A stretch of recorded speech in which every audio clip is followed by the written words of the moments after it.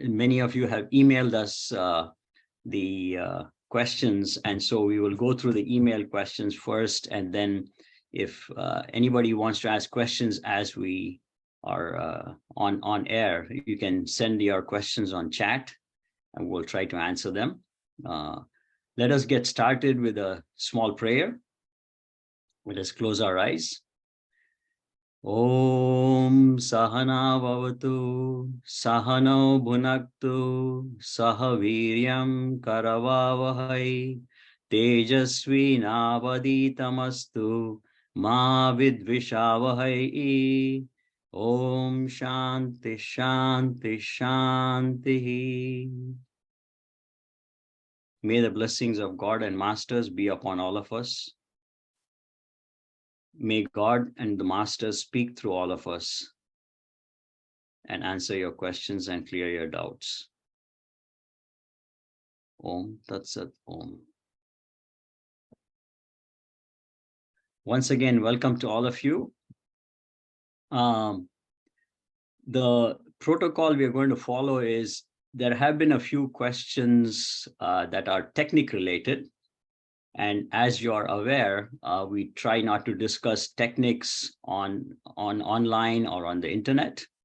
And so for those of you who have asked technique related questions, we will email you the responses individually directly to you.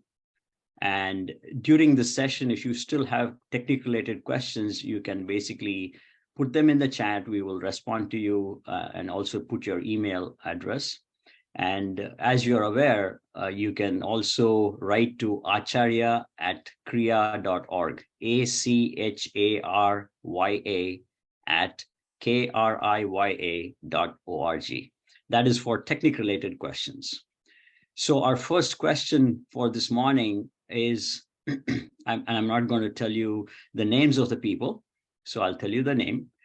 Okay, I have a question for you guys. I have a few people that believe marijuana helps them reach a state of consciousness and spirituality. What is your thoughts? So we have Lucy Ma and Kaushal Baba. I would like for you to go first. And if I have to add anything, I'll add anything in the end. Okay, so marijuana, being a chemical substance, could alter the state of the brain, and you may feel like it's spirituality. You may feel like it's an experience of divinity, or maybe consciousness type experience. However, it's a chemical substance. It alters your brain, and reminds me of Richard Alpert, who later became Ram Dass, who was a professor at Harvard, did studies in drugs, and did many publications. Ultimately, he was fired from Harvard for his substance abuse and his publications. But basically, he was using LSD and realized that there is something more than that. That is a short-term stimulation of the brain. What if I want that permanently? What if I want everlasting peace, joy, bliss, everlasting super conscious state? He went to India and learned from he found his masters and learned from it how to meditate and reach a super conscious state and achieve bliss, love. And so the point is, do you want a false way, an external way of reaching that state, or do you want the real? Do you want a short-term feeling, or do you want everlasting state? Do you want lazy and a shortcut, or do you really want to work hard and achieve long-term everlasting peace? Thank you, Kaushal Baba. Lucy Ma, any comments? I totally agree. And I think that I wanted to put Ram Dass right up there as that's, I think, the major part of his work. He brought Eastern religions to the West in a beautiful way. but that was his basis, was I know how to get there with drugs. It's not good enough. I want to have the real thing. And I think that's very much the basis of his work, and I love him for that. So I totally agree with what Kash said. Wonderful, wonderful. And just to add to that, remember, our path is Kriya Yoga. Kriya Yoga is about simultaneous development of the body, mind, intellect, leading to awareness of the soul. So if that is the case, any substance that is going to damage the body, brain, mind, all of these aspects are not really sought after. Kriya Yoga does not prescribe to, does not advise. Our masters do not advise. So in our path, we try to get to higher states without any of these external substances. So then we come to our next question. It's a series of questions by one individual. How does Kriya Yoga help with erasing or lessening karma? Kaushal Baba? Okay, so that's a really beautiful question, and it probably would require many, many hours of discussion and also many, many books written on it. But just briefly, in Bhagavad Gita, in chapter 4, verse 37, it says that nothing is purer than knowledge. So what is that knowledge? It's the knowledge of self. Who am I? Who is God? What is our relationship with God? So knowledge is fire, and that can remove our cycle of karma, which will make us free from karma cycles. So knowledge is fire, meditation is fire, so is prayer, so is good company of the masters, and seeking God's presence. So all these things remove and free us from karmas, which Kriya Yoga teaches us. So Kriya Yoga is teaching us, again, Pragnanandaji's book, Law of Karma, talks about it beautifully. It says, only and the only way to be free from the cycle of karmas is to, one, meditate, pray, to have a conscious living, to seek spirituality, and to be in the company of masters. So it is like when you, when the seeds are sown, they are given to give you beautiful trees, flowers, fruits. But if the seeds are roasted, then they do not give you any flowers and trees. They are roasted. So the same thing can happen with meditation and prayer. We are roasting the seeds of karma, and we will stop them from germinating. So the other way to look at it is Kriya Yoga teaches us how to control or how to go internal with our senses.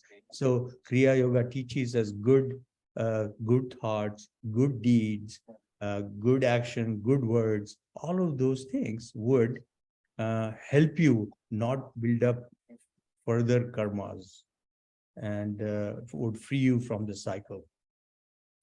Thank you. Wonderful, Baba. Lucy Ma, anything to add? I would just add that from Yogananda's teachings, and he tells that when focusing and concentrating on the spine and the cycles through the spine does advance our karma when you breathe and focus on the spine. So I have found that concentration burn those seeds out of the centers in a very beautiful way by concentrating in the spine to burn up those seeds. So that's what I would add. Yep. Wonderful. I think that same reference is been mentioned by our loving Gurudev, Paramahamsa Hariharanji, in the book, Kriya Yoga Scientific Process, page number 92, where he talks about how one of the techniques that we practice, basically one cycle of that basically erases or causes 1 year's worth of spiritual evolution, essentially transcending karma, both positive and negative. And that is the way we go forward. And that has been explained on that particular page, that particular book. So you can refer to that. Wonderful. So we come to the next question by the same individual. Can you provide specific details as to where Kriya Yoga is mentioned in the scriptures? Please provide chapters and verses if possible, and which scripture? Kaushal Baba? So I would refer to, again, the same book by Gurudev, the book on Kriya Yoga, the scientific process. There is a chapter on this, and the chapter is about the Kriya Yoga in the scriptures. And with examples, Gurudev talks about, if you look at Bhagavad Gita, if you look at Ramayana, if you look at Upanishads, if you look at Yoga Sutra Patanjali, all these scriptures, Kriya Yoga is mentioned, and there are a lot of examples. So I would recommend you read that book. But just to give you a couple examples, let's take Yoga Sutra Patanjali. Talks about Kriya Yoga and talks about Kriya Yoga is the way to self-realize. But also in Sutra 2.1, it talks about the 3 pillars of Kriya, which we follow, which is self-discipline, talks about inner study, and it talks about the surrendering to God.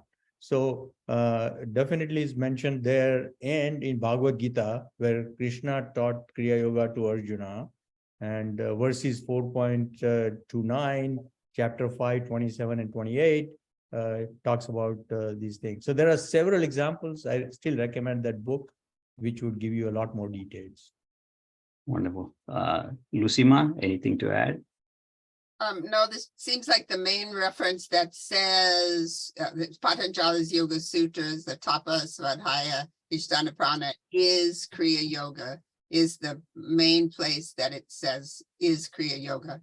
There's many references that don't say Kriya Yoga in, say, like the Bible, where there's references to the seeing light and the importance of light and hearing the sound. And then in the beginning was the word. So there are many references to the kind of basics of Kriya Yoga that aren't mentioned as this is Kriya Yoga. But I think the Patanjali's Yoga Sutras, book 2, chapter verse 1, really references that, and then it's broken down in a few verses after that, individually as well. Wonderful. Thank you, Lucima. So here is some detail to add to this, and again, I'm not a scriptural expert, but I had to rely on my colleague and senior monk, Swami Atmavidyananji, who gave me quite a lot of detail about this. So we will start with these references. The first place where Kriya Yoga is mentioned, as very commonly mentioned by our loving Yogacharya Kaushal Baba and Lucima, Yoga Sutras of Patanjali, Sadhana Pada, the first verse, Tapaha Swadhyaya Ishvara Pranidhanani Kriya Yogaha. That is the verse. So Kriya Yoga is mentioned there.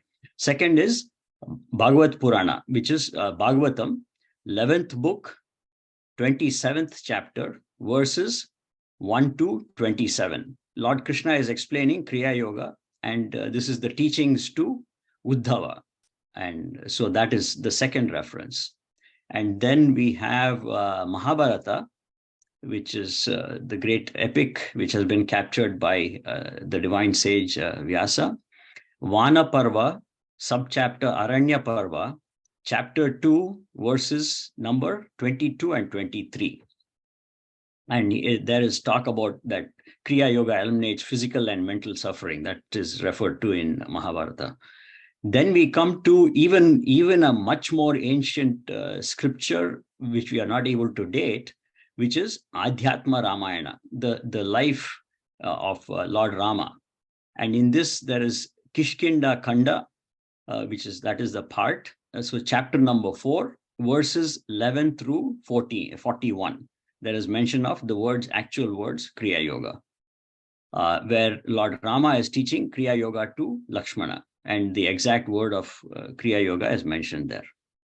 Then we come to Shiva Purana, Uma Samhita, 18th chapter, verse number 1 and 2. Kriya Yoga is mentioned there, and Mother Parvati is teaching Kriya Yoga.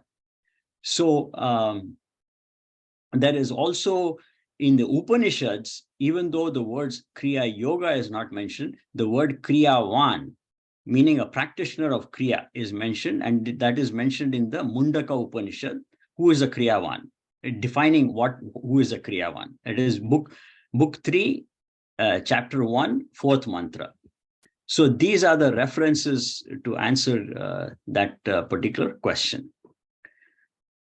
Once again, for all of those who are joining us in the last few minutes, since if you're not here in the beginning, we are going through the questions that have been emailed to us. And if you have questions now on this session, please do send it into the chat and we will try to answer them.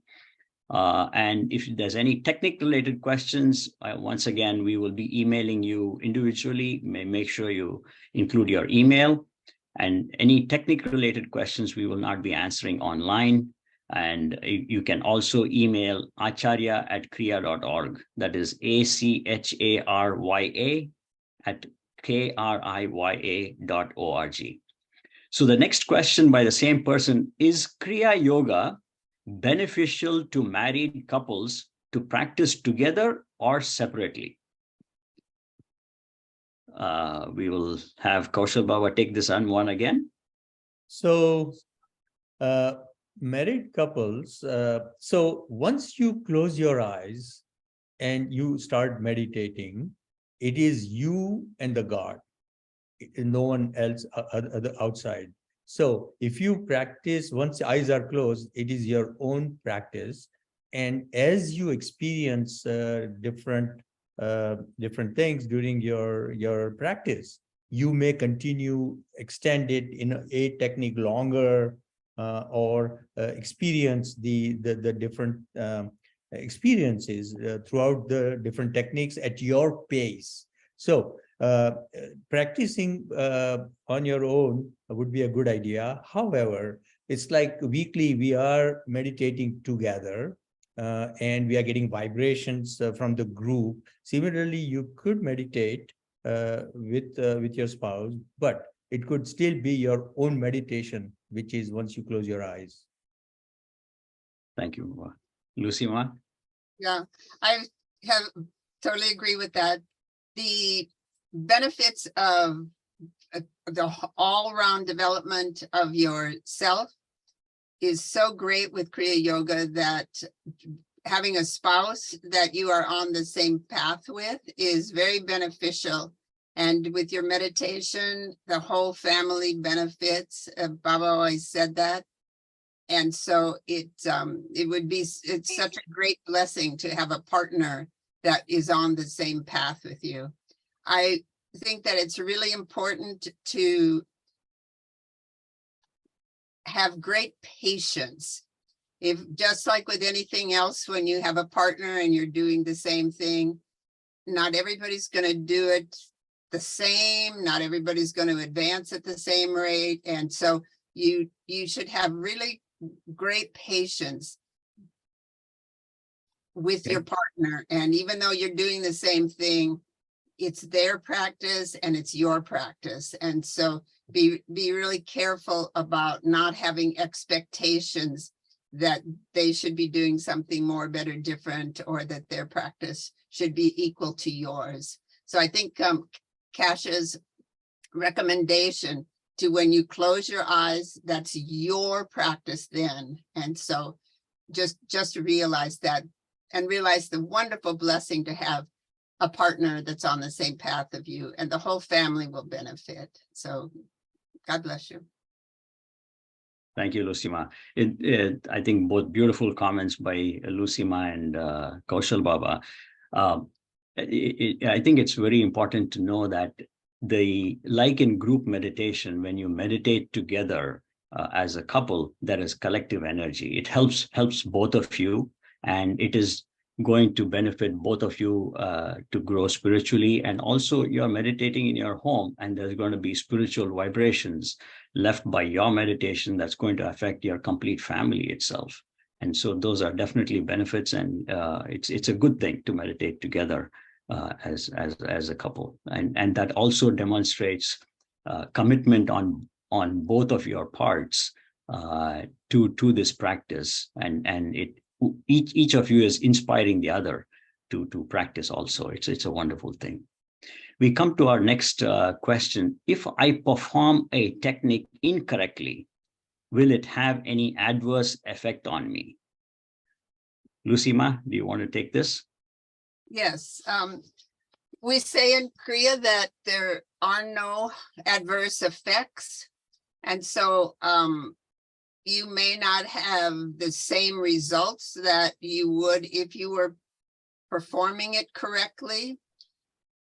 I do also want to say, though, that the you want to some techniques you want to be careful. We say if you have high blood pressure, you want to be careful with too much bowing, and maybe the Mahamudra, you might want to slow it down. So, and then again, you want to be sure that you're doing the techniques correctly.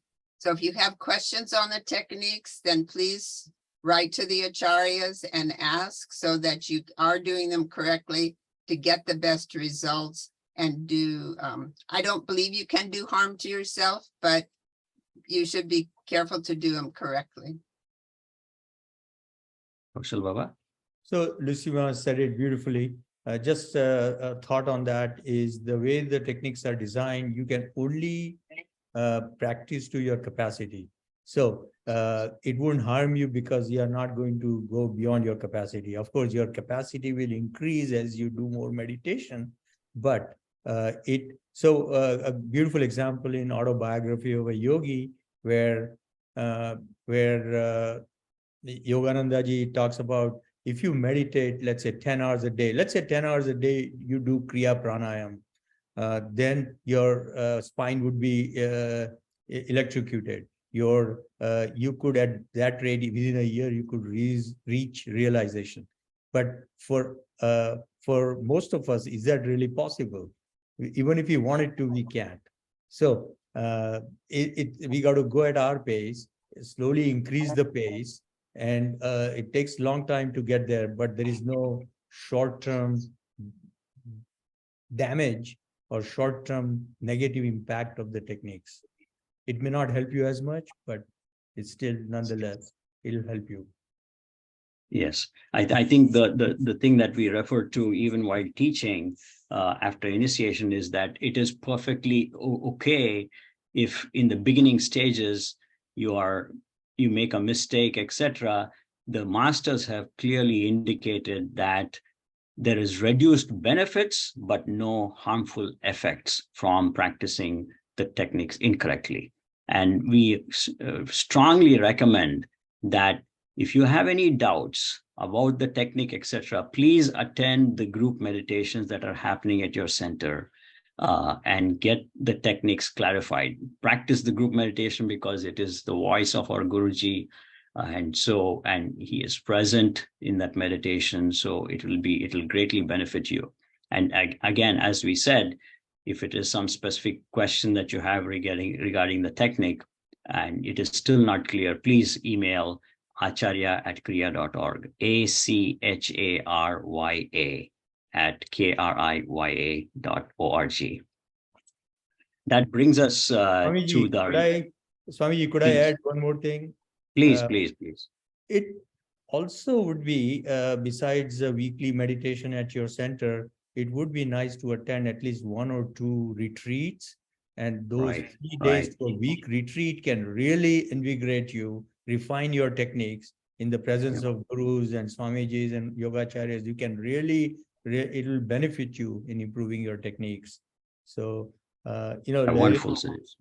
Yes, Larry Maharshi used to say that we should spend at least a month a year with the masters. We don't have that possibility because we are all working and don't have time, but at least 3 days to a week at the retreat would be really, really beneficial.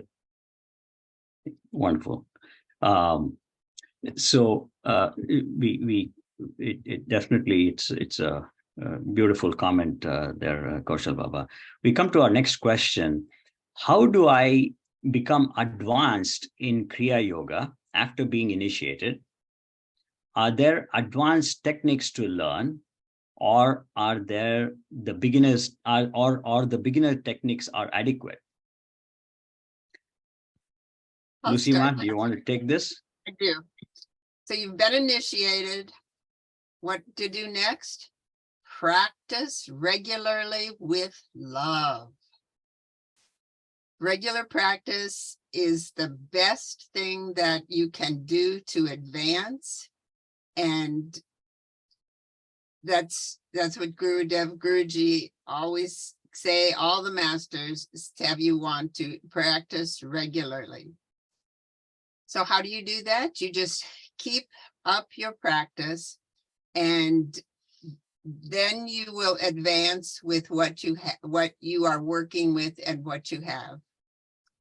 The second part of the question says, are there advanced techniques? And yes, there are. After, I believe now, after 3 years of practicing Kriya 1 that you were initiated with, you can ask for a higher Kriya technique. I want to say that it's beautiful to go for the higher techniques. But this next part of your question was, are the beginner techniques adequate? Absolutely, yes. Even when practicing higher techniques, you practice all of the beginner techniques. You start there. You never let go of the beginner techniques. There are some add-ons and they're lovely, but know that what you have in the beginning stage is very powerful and can get you realization. There's a story in the autobiography of a yogi of someone coming, I believe, to Lahiri Mahashaya, asking, can I have second Kriya? Can I have second Kriya? Kind of bugging him. The postman then arrives and the master says, how is your practice? Do you want second Kriya? And he says, no. First Kriya is doing everything that I want, and I do not want anything more. So my recommendation to this questioner is really practice sincerely and increase your desire and your sincerity, and your practice will flourish. I have nothing more to add. Wonderful. I think in this regard, our masters have said, that first Kriya alone is more than adequate to take you to the highest of levels. You don't need any of the higher Kriyas. And in fact, in a very humorous way, they say, higher Kriyas are for those lazy people who cannot practice the first Kriya properly. Good idea. So practice the first Kriya completely properly, as Lucima was saying, with love and sincerity, everything will happen automatically. I'd want to add one thing to it. And I'm going to say back in the day, but in the old days, Hari Harinanda would say, if you talk about second Kriya, he says, how is your anger? Do you still have any anger? And that was sort of the benchmark if you were ready for any higher practices. So stick with what you are doing and practice with love and let your anger go, and you will move through life very beautifully with what you have. Okay. Our next question is Kriya Yoga correctly called Kriya Kundalini Pranayama? Kaushal Baba, you want to take this? Yes, the answer is no. It is called Kriya Yoga. Nothing else. Good. Lucima, anything to add? I do not know what Kriya Yoga Kundalini Pranayama is, so I have no. No comment. Yeah. Right. Yes, I think to clarify very clearly, as Kaushal Baba says, Kriya Yoga is just called Kriya Yoga, and it has been called Kriya Yoga. Like we gave you scriptural references a short while ago, from ancient times to now, it is just called Kriya Yoga. There is nothing to do with anything about Kundalini, Pranayama, etc. So, Baba, if I could, Swamiji, if I could add to it, a yes, thought Baba. came that when we have this opportunity to practice the real thing, the real Kriya Yoga, and it comes from ancient times and being taught from masters to disciples in this lineage. And we are learning today what is taught in ancient times in its pure form. So when we have that, why do we want to get distracted by other names and other ways of modified techniques when you have the real thing? Right. Beautiful. Our next question is, this person is not yet initiated, and he says, I'm not yet initiated, and I am 3/4 done with the SRF lesson series.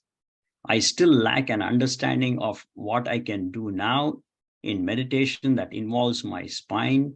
I don't really even understand how to work with my chakras.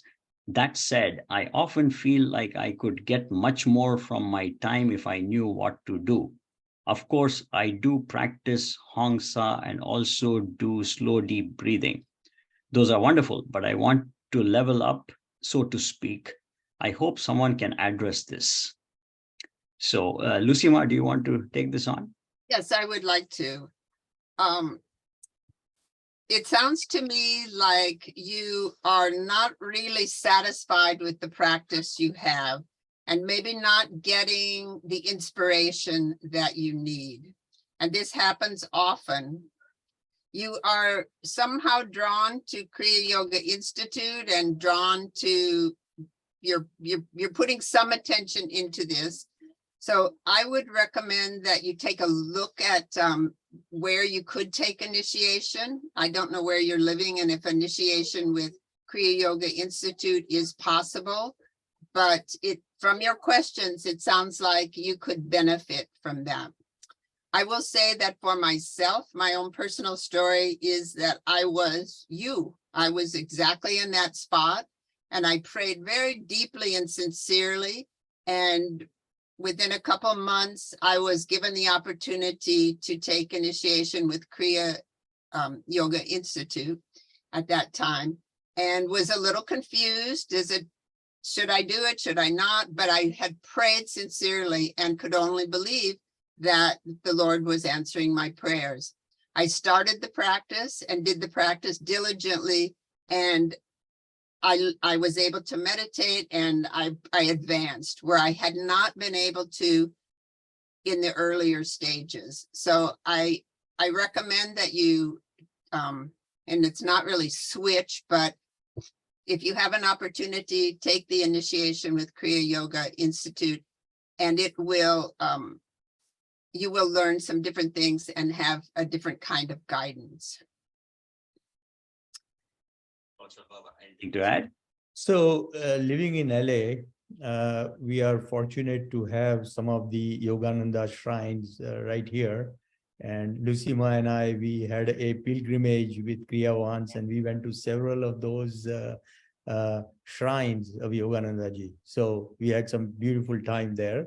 However, I'm not personally familiar with the SRF way of teaching, but I do know that Kriya Yoga, the way we taught by Gurudev and Guruji. So if we look at when Lahiri Mahasaya was initiated by Babaji in this life, Babaji told him to teach it to any sincere seeker who wants to learn Kriya Yoga. And Lahiri Mahasaya initiated many people into Kriya Yoga and taught them. So that is the way Guruji and Gurudev are, that tradition is continued of sincere seekers asking for initiation, gets it. And then from day one, even during initiation, you could experience the divine qualities of light, sound, and vibrations. And then from day one, you can start practicing and then take it to the next level. So I'm not sure about SRF, but I know our path and it works. Okay, wonderful. I think just to add to that, I just want to say that if you want to level up, like Kaushal Baba has said, the way the approach that Kriya Yoga Institute takes is, and this is Gurudev, when Gurudev brought Kriya Yoga to the West as a result of the direct direction from Mahavatar Babaji, what he resorted to is that he would basically teach this in the traditional way. And the traditional way is, first is initiation. And initiation is nothing very big. It's very simple. It's a purification of the energy centers, purification of the senses, purification of the body, and then instilling in each of you the triple divine qualities of sound, light, and vibration. And that has to happen before any teaching begins. And I think, and that is the path that this organization and we resort to. And so when you talk about you want to level up, that is the way to level up. You will get to actually experience, and you very say, you in your statement, you say that you would want to, you want to know what to do. And what to do is to practice the techniques, the actual techniques of Kriya Yoga. And that the way to do that is to get initiated. Our next question is a two-part question. And so we have, I find the more I practice and the more peace I find within myself, the more I see people around me suffering. As a father of 3 and as a husband, it is hard when you see so much suffering. I'm also a high school teacher, and so many of my students are suffering. I do my best to be present and try to listen to their problems. But when I don't react or get sucked into their drama, I find that they're upset and look at me as distracted or unsympathetic to their needs. What advice would you give, or how can we share the peace Kriya brings? That is the first part of the question. Then let us discuss this, and then we can go to the next part in a while. Lucima, do you want to take this first? Yeah, I'll give it a start. I am not a psychologist, but I feel your empathy, and that is something that when you're practicing, the empathy does grow and the peace grows. I also hear that you sometimes have an issue with getting sucked into others' problems. And so my response was kind of the little how to live books from Guruji. And this year's book is Keep Smiling. And it might be seems like a simple thing to say to such a complicated question with suffering. But if you see students or family that are suffering, if you give them a loving smile, they're getting something from you, and they don't need to go blah, blah, blah, blah, blah, blah, blah, blah, blah. So I would think that as a simple smile would be something you can also start with. A little deeper into the books from session 3, Freedom from Sorrow. So you might study that a little bit and see if there's some ideas of what you can do to help people when they are suffering. So that's my start on that one. Okay, Kaushal Baba. So I'm saying this with a smile. So I think Lucima said it really well. The thought comes that you are listening to others with empathy and just help them, support them, guide them, coach them, but with detachment. So when you are detached, you are helping them, but it's not, you are not taking it internal in yourself. So I believe you are doing that. So I wanted to congratulate you on your journey. Okay. Just to add to that, Gurudev's teaching is be compassionately detached.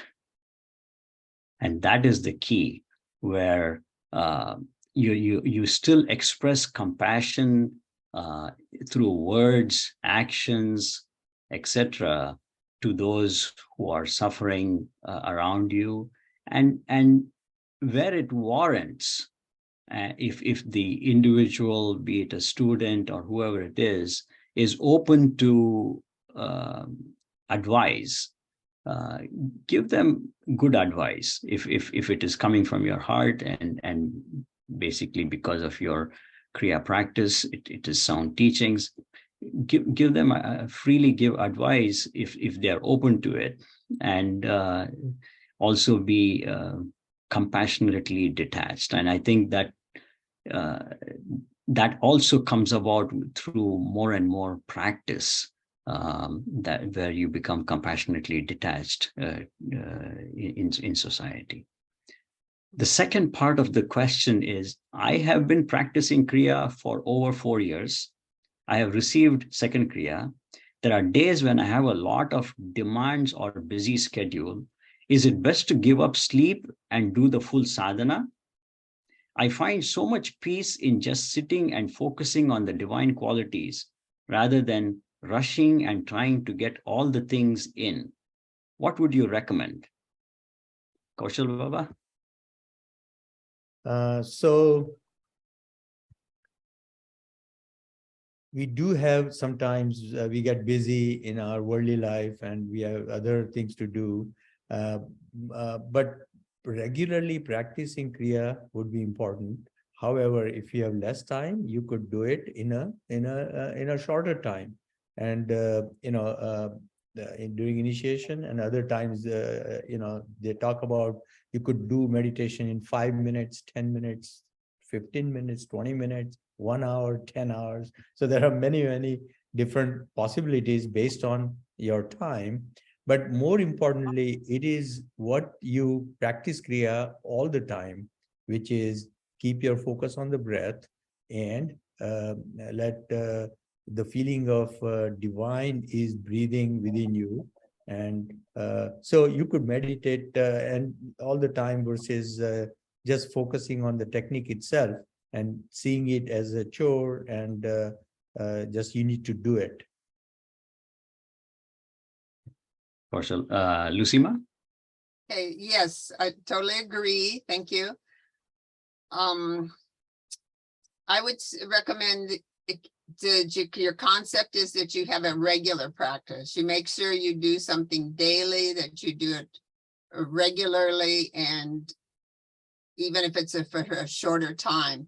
If you find that in your regular practice, you are truncating things, make sure that you carve out and at least once a week, you do a full practice. And that might be going to group meditation, or you just sit for a longer period, 1 hour, 2 hours, where you fit something in, but get a regular schedule that you can work with. Also remember that you can do parts of the technique throughout the day. You can, as Kaushal Baba said, you can do watching your breath all the time, but you can do your Kriya Pranayam when you are maybe at lunchtime or something like that. So remember that you can fit things in, but you want to keep the practice to where you love it and you want to do it, and that you are sincerely practicing. You don't want it to become a chore or something that it has no love with it. You want to practice lovingly at per your capacity. So always be here per your capacity. I had one comment I wanted to make about loving sitting and just listening to the sound. Absolutely, very, very healing, very important to enjoy that sitting.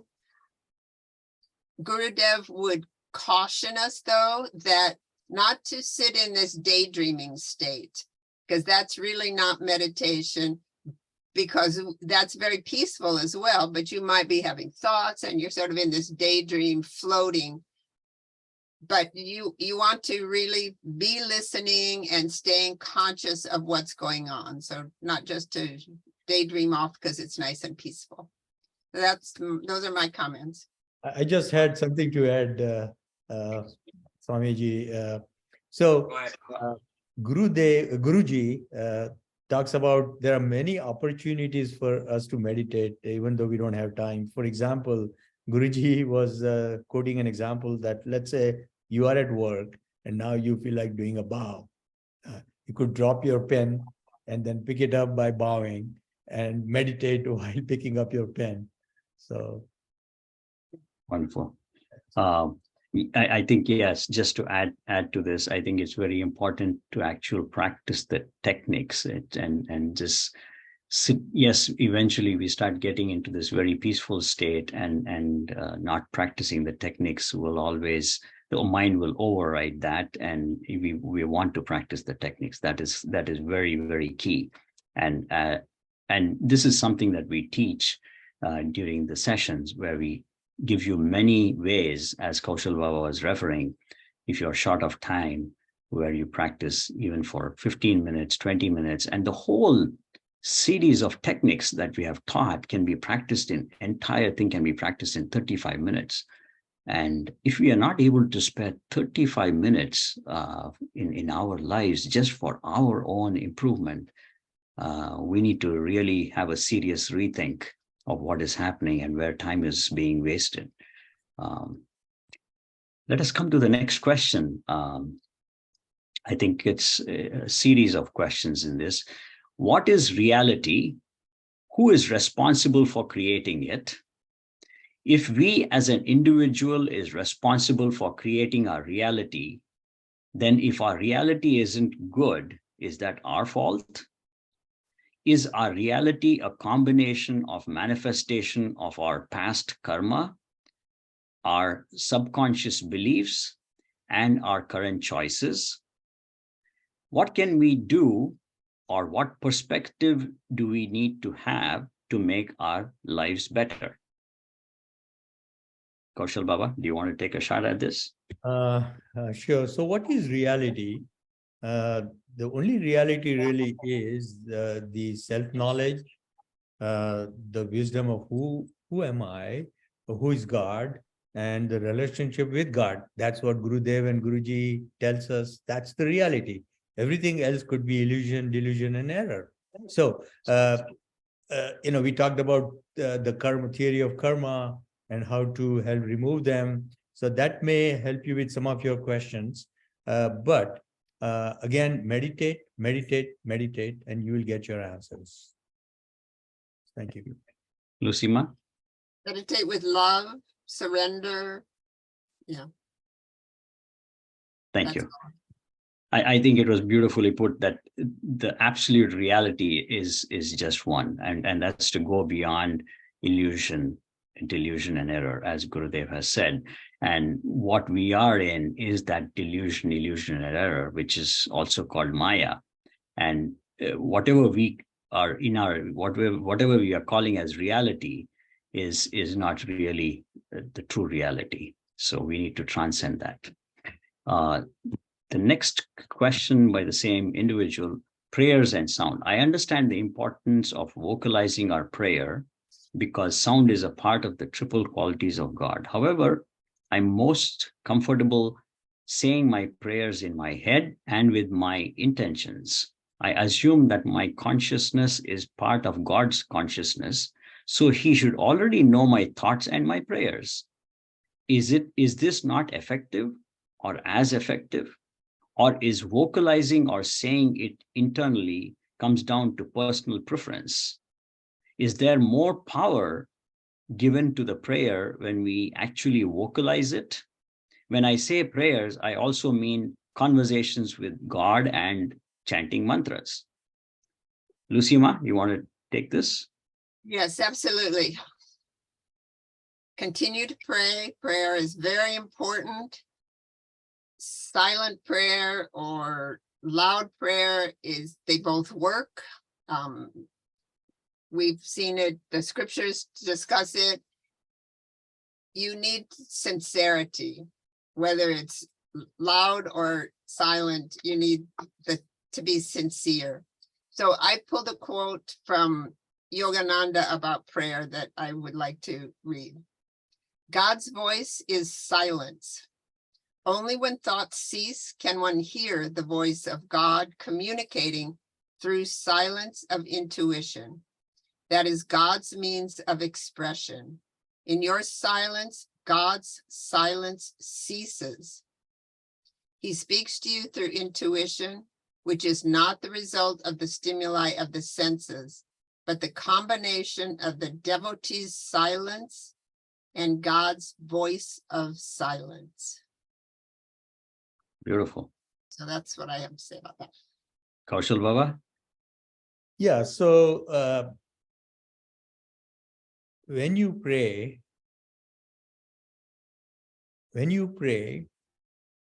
you speak and God listens. And when you meditate, God speaks and you listen.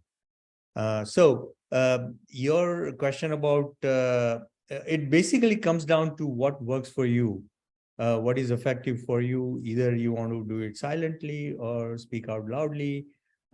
What is more important is sincerely, you do it with love and gratitude and keep your ego out. Beautiful. With prayer, I think Guruji says meditation is also prayer, but meditation is prayer in silence. So this is one way.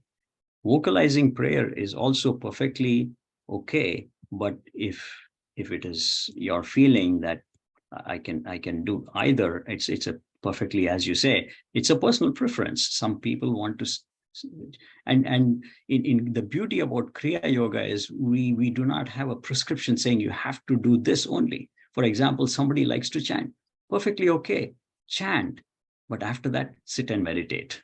And as Lucy Mas quoted the great master, Paramahansa Yoganandaji, silence.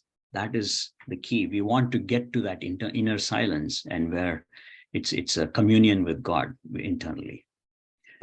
Our next question is, Namaste, my question at meditation CD, Guruji is saying that at the sixth chakra, we should think of Krishna, Buddha, Christ, basically God in form. I often think of Lord Buddha. It became a strong desire to Lord Buddha that I had to visit a Buddhist monastery in Nepal, also starting Buddhist meditation and prayer. Now I feel confused. Daily Kriya Yoga and Buddhist meditation. Plus, I feel a strong connection to both. But I feel also I need to make a decision. I'm practicing Kriya Yoga for more than 12 years. Please, what is your advice? Kaushal Baba? That's a good question. So Kriya Yoga is non-religious, non-sectarian, and Kriya Yoga, you could, no matter what religion or what path you follow, if you are a Christian, you become a better Christian. If you are a Buddhist, you become a better Buddhist. If you are a Hindu, you become a better Hindu. So,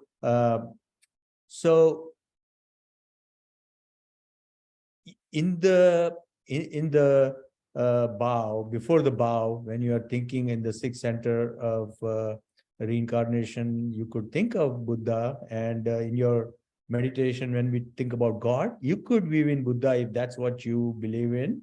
But practicing Kriya Yoga would be important weaving in your faith. But I would not get confused in one technique adding or Kriya Yoga adding other techniques and diluting it. That's my thought. Wonderful. I think we come back to this key statement that this individual is making is, I've been practicing Kriya Yoga for more than 12 years. That's number one. Number two is, now I feel confused. This confusion comes about as a result of the mind. The mind is playing tricks. And this problem happens not just to this individual, but many people. And there's a beautiful quote from our loving Sri Guruji, where he says, don't go spiritual window shopping. Go from path to path to path. Okay, it is good to go and research, find out which is the right path, but hold on to one path and stay with it firmly. It doesn't matter which path it is. Do all your research. If it is giving you benefits, stay with one path and take it to the end. And this is a common problem of the mind where it wants to distract, and now it has become confused. And it is not only with paths, it is also with reading. We read a lot, many times, with many books, etc., and then become confused. Oh, this person said this, that person said that. Now I don't know what to do. And the same thing happens with the practices also, with the path. I'm practicing this meditation, I'm practicing that meditation, and then I have some experiences. I don't know which path led to what experience, and sometimes you don't know which whom to go and contact to get those questions clarified. So it is better to stay with one path and take it to the end. The next few questions that came in this morning by email, many of them are technique related. Again, we are stating that any technique related questions, we will address them individually by email. And also you can write to acharya@kriya.org, acharya@kriya.org. And that pretty much brings all our questions to a close, but there were a couple questions on the chat, and I just want to read that.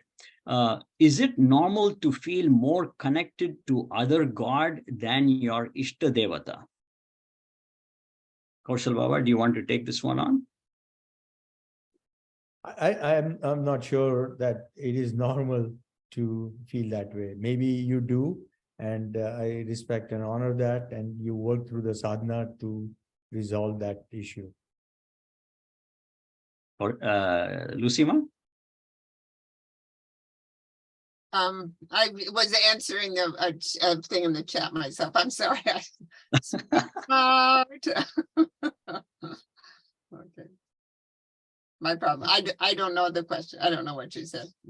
Okay. Is it normal to feel more connected to other God than your Ishta Devata? Ishta Devata meaning your chosen ideal.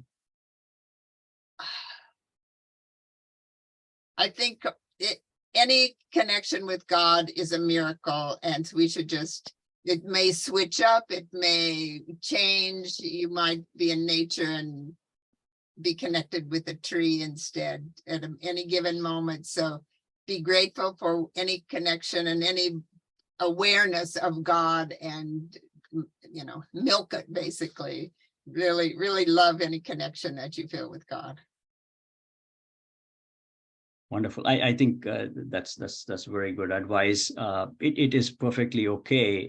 Your Ishta Devata itself may become somebody different because there is some profound devotion to some other form of God. And in the end, remember, all these forms are the same manifestation of that formless one consciousness. So it does not matter which form that you pick and choose.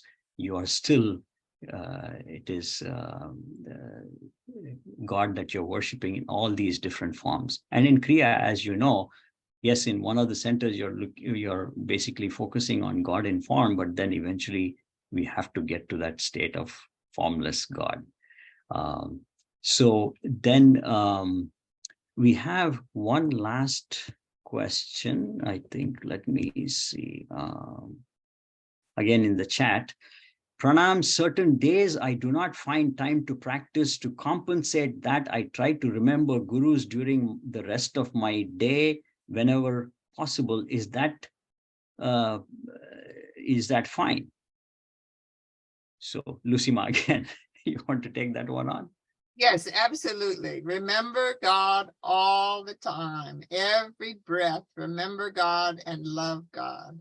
So, and keep a regular practice. So when you say certain days I don't find time, make sure that you pick up your practice on those other days and not make a habit of forgetting to do your practice.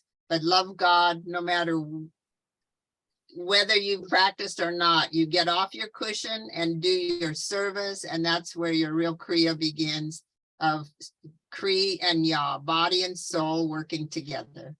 So yes. Kaushal Baba? Beautifully Anything to add? said. I don't have anything else to add.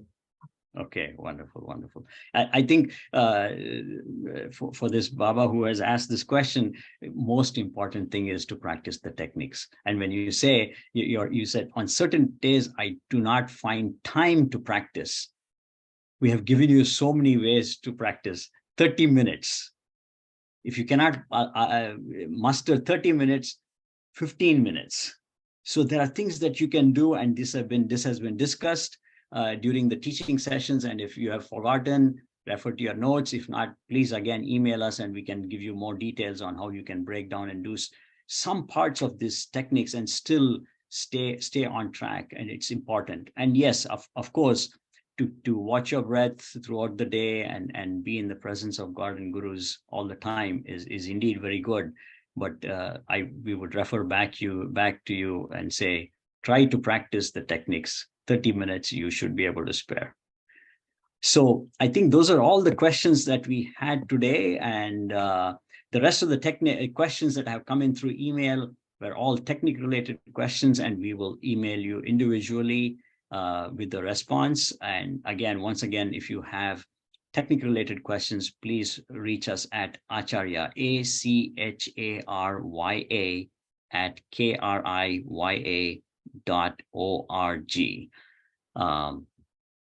If there is any more questions on the chat, feel free to take a shot at the last minute.